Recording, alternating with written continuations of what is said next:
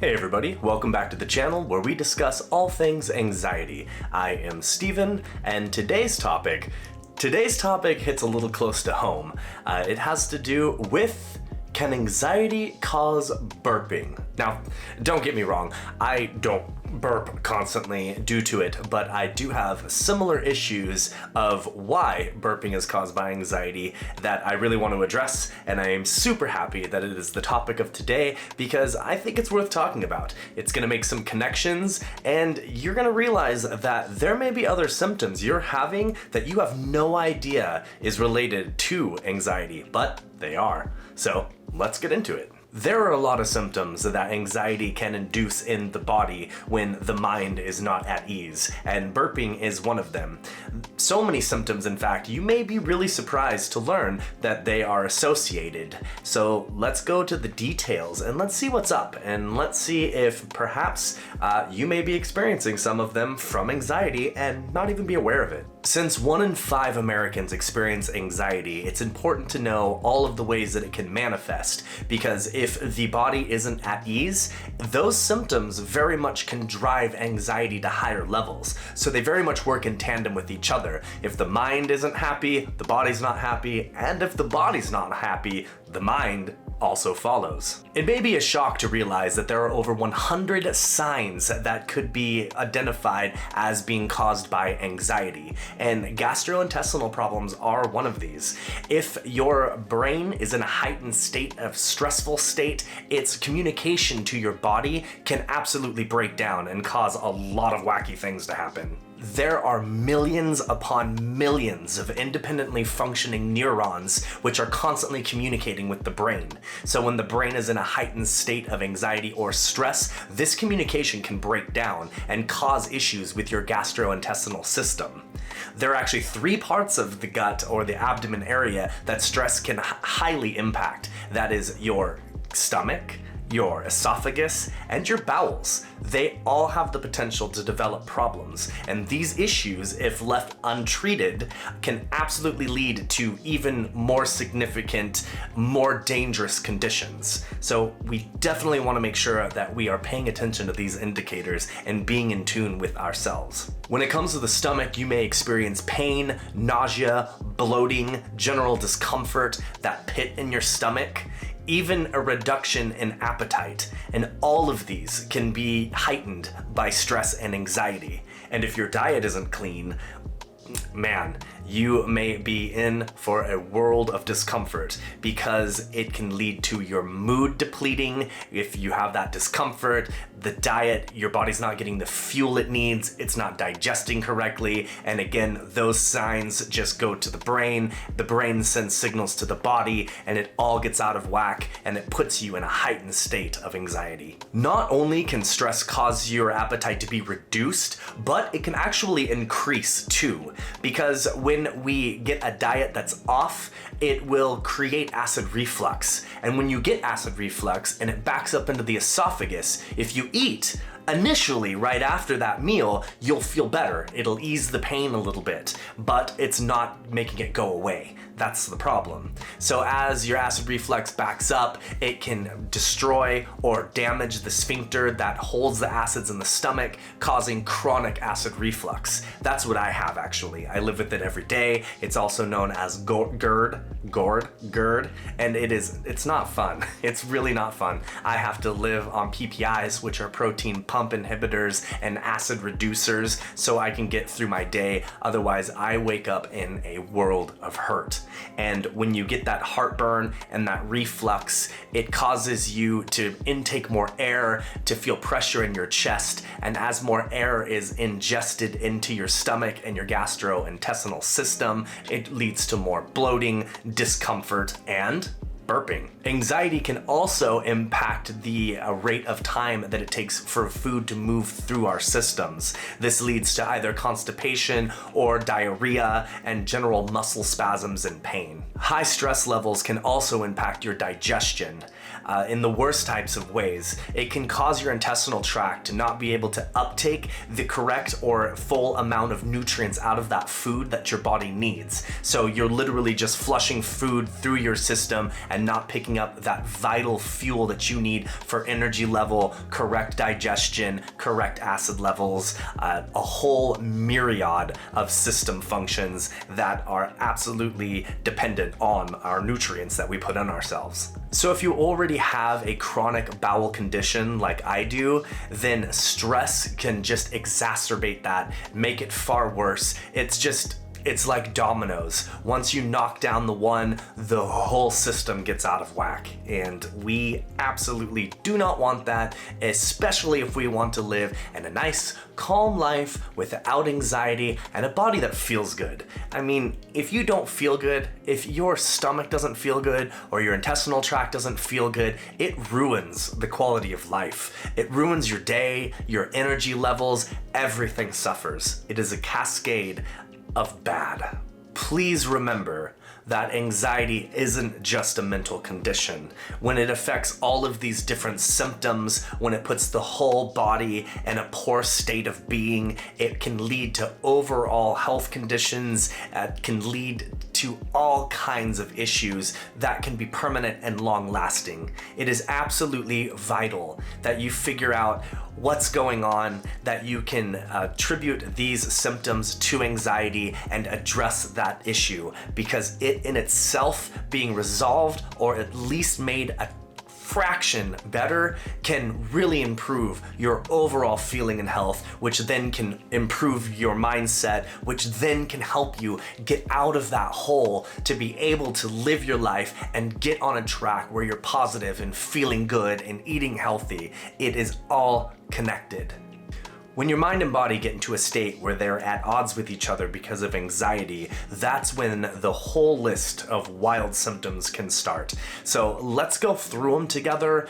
Be sure to take notes of which ones you may be having and address those with your doctor once you go in and you try to figure out if you're having the stress and anxiety and how to get better, because they are just as important as being able to label the condition. First up on the list is tinnitus, that buzzing, ringing, chirping, horrible sound that you get in the back of your ears that I'm sure everyone just loves. Next is indigestion, that passing gas, heartburn, burping, all of the glory that comes with that. And then there's heart issues. The heart palpitations, racing heartbeat, the feeling of your heart skipping a beat. Next up is yawning. Constantly hyperventilating is going to lead to the brain not being able to receive enough oxygen and therefore will need it, so it will cause you to yawn and yawn frequently. Sensation and burning. This is the itching, sunburn type feeling, irritation. It can happen everywhere. It can happen in your lips. It can happen on your ears, the bottom of your feet, all kinds of random places. Then you have tingling numbness. This causes your hands, your feet, fingers, face, different areas of the body to feel numb, feel almost asleep, and feel like you're getting the little pokes, like all the different needles. Never fun. You may also experience tremors. This is the trembling of the arms and the legs and cramping up. Brain shivers. That's right, brain shivers. This is a jolt, tremor, stutter, or electrical burst in your brain. The next one I know that you have all experienced, but it can actually be caused by anxiety, and that's a phantom shiver. That's like when you feel your phone vibrate in your pocket, even though it's not vibrating. Phantom smells. Phantom smells, just random smells that you may smell that are not actually there. Skin rashes, itching rashes, hives, increased psoriasis, heightened rosacea, and derealization. Derealization is a hard one because it can create more anxiety and depression. This is the disassociation from the world around you, the feeling like everything out there isn't even necessarily real or matters. It causes you to retreat inside of yourself and feel like you may be the only thing that kind of exists. It is an interesting phenomenon, and it is one of the worst things to go through. It can also lead to eye problems, dilated pupils, watery eyes, floating shapes, hard to focus, even dry eye, and globus. Globus I experience a lot. That's the feeling of having a lump in your throat, or it's hard to swallow, or you constantly have to clear your throat. Cold hands and feet. I experience this one too a lot, and it is caused by poor circulation. If your blood cannot be evenly distributed through your body, you will start to feel areas get cold. And last but not least, at least on this list, is shooting pains. Just instant sharp pains that can happen in your abdomen, in your side, in your legs, in random places of the body, even in your head. It can lead to headaches, different types of things like that. Whew, I thought that list was never going to end. But be aware that these may not always be anxiety related. Be sure to tally how many of the symptoms you have. If it's more than a few, it's definitely worth looking into and addressing with your doctor. So be sure that you aren't just freaking out over one or two of them and causing yourself more anxiety, because that is not the intention I am driving home, and it is not the intention of this video. So, how do we reduce these symptoms and how do we treat anxiety? Because if that is the root of the issue, then let's pull that root out.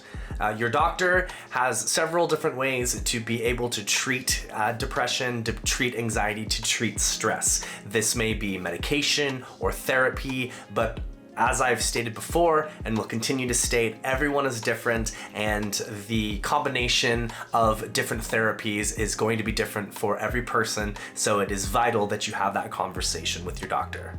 Now, if your anxiety is caused by an underlying condition, your doctor may go for treatment of that underlying condition first, because if it gets better and it relieves your anxiety, then huzzah, it's a happy day.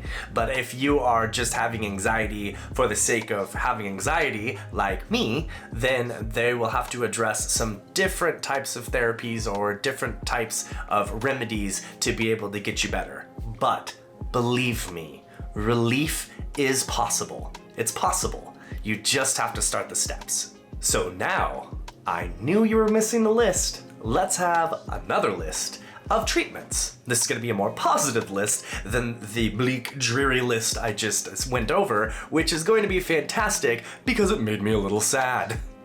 So let's start with medications. There are a few different types. The first would be SNRIs and SSRIs, and what those do is they are usually used to treat depression, but they can also aid in treating anxiety. Next is beta blockers. These are more of a temporary solution. These are quicker acting, and you take that during a high stressful situation to be able to just calm it down.